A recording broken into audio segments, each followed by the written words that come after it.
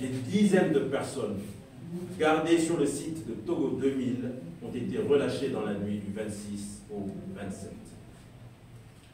Dans leur rage destructrice, ils s'en sont même pris à des centres de soins.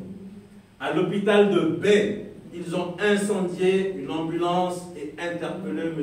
Eboaoun Kokou Raphaël, surveillant de la pharmacie et porte-parole du collège des délégués du personnel de l'hôpital, accusé d'avoir pris les images des forces de l'ordre au centre de santé d'Adakwame. Leur furie a failli coûter la vie à un nouveau-né, n'eût été l'intervention prompte d'une sage femme. Face à cette barbarie, nous ne pouvons plus rester indifférents. Le Togo ne peut plus accepter l'inacceptable. Trop de sang a coulé, trop de larmes ont été versées, trop de cris hantent les cœurs. L'heure est venue pour toutes les forces vives de la nation de se lever comme un seul peuple. Syndicats, corps de métier, organisations de la société civile, partis politiques, femmes, étudiants, artistes, travailleurs. De Lomé à Saint-Cassé, il est temps de répondre à l'appel à la résistance contre l'oppresseur. Que l'on soit Moba, Akoso, Kabie, Mina, Tem, Eve, Wachi, Tchokosi, Losso, etc. Il est temps de se prémunir contre l'agression du régime contre le peuple. Il est temps de rentrer en désobéissance contre un pouvoir qui croit que gouverner, c'est opprimer et que le peuple est soumis à la volonté du souverain. Camarades agents de santé, acceptes-tu d'être encore piétiné?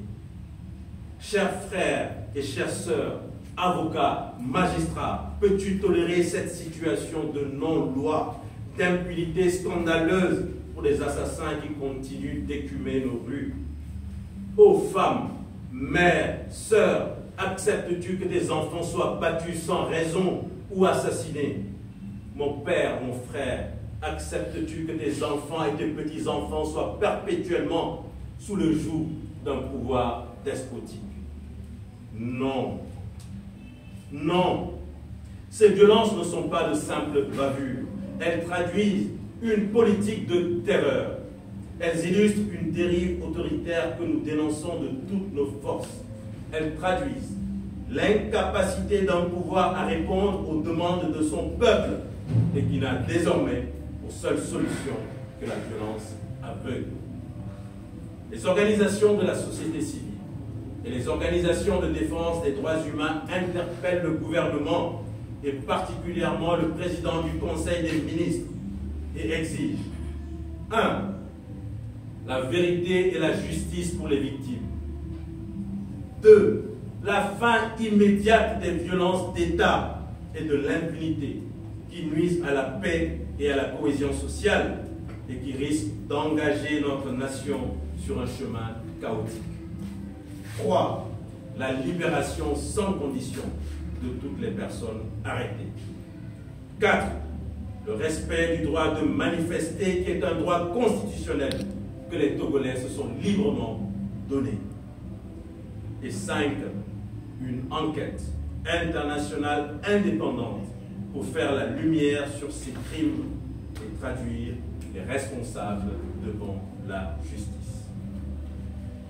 Face à l'histoire et compte tenu de la répétition de ces crimes d'État, nous demandons au peuple de se mobiliser. Il doit se tenir prêt à agir pacifiquement, mais résolument, pour mettre définitivement un terme à la dictature au Togo et reconstruire une vraie nation de paix.